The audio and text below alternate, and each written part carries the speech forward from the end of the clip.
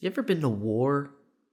Been to the ends of the earth? Seen the dredges of what humanity is capable of? Then you have the slightest idea of what it's been like to be a DC fan these past couple of years. When you go up to any average Joe on the street and mention the latest DC film that came out, besides you two, they probably won't know that it even came out. This is in no small part due to the poor reception that these movies are getting. I've been a staunch defender of them, getting me shoved into a lot of lockers. But there's one area where DC is straight up beating Marvel's ass. And it's an arena I think is pretty important, and Marvel just doesn't realize it yet. Animation. Recently, in the past month or so, we got Season 4 of DC's Harley Quinn show, and Season 1 of the new My Adventures with Superman. Neither of these shows are set in a pre-existing continuity, and both appeal to entirely different audiences. This video is not a review of either show, and regardless of what your personal opinion on either is, they both represent somewhere DC is succeeding where Marvel is flopping. There are several ongoing Marvel animated shows, but most of them appeal to a very young audience. The only really relevant ones have been What If, which is bad, and MODOK, which nobody has seen. But Michael, you might be saying, Marvel is making a bunch more animated shows with Marvel Zombies, X-Men 97, and Spider-Man Freshman Year.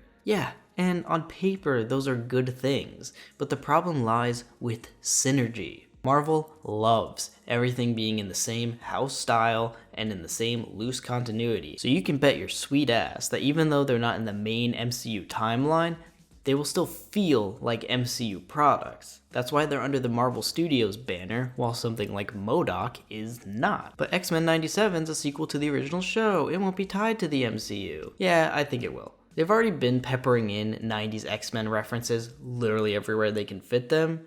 We should tell him the truth.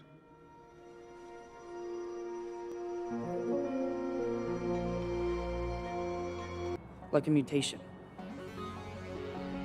So I think they're trying to prepare us for a multiverse situation with that show in one way or another. The fact that nothing truly stands apart means that the shows don't have much merit individually, and you can't capture a new audience when they feel like they have a lot of homework to do. Where DC succeeds in this regard is with different tones, different continuities, and different entry levels. You don't have to have seen any other DC show or movie to watch My Adventures with Superman. That's up to you. And while Harley Quinn might be a fun show for anyone, people who are fans of DC might have a bit more fun with the references and jokes that are just for DC fans. That type of diversity in content can help people get into DC without doing mountains of homework to know what's canon. As a kid, the reason I got into superheroes is because of shows like Justice League Unlimited and Teen Titans and Spectacular Spider-Man, where I could just flick them on and enjoy without having to know anything else. Having a show like My Adventures with Superman or the upcoming Batman Caped Crusader will help new viewers get accustomed to the characters, and from there, they can decide if they want to continue on and see more adaptations, or they can just stick with what they've got. But that also doesn't mean that DC can't have an interconnected universe made up of live action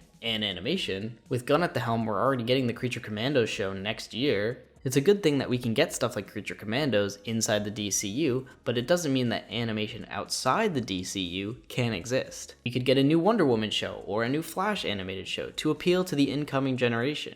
I think those things are really important, and if they didn't exist when I was a kid, I probably wouldn't be as into superheroes and comic books as I am now. Right now, over at Marvel, it's kind of MCU or bust. They do pump out a Disney XD Marvel show every once in a while, which is not related to the MCU, but they're usually bad. If DC keeps this up, they have the opportunity to overtake Marvel and give fans something that Marvel just doesn't have the ability to. A choice. If you like DC, you don't have to like the DCU, or My Adventures with Superman, or Harley Quinn.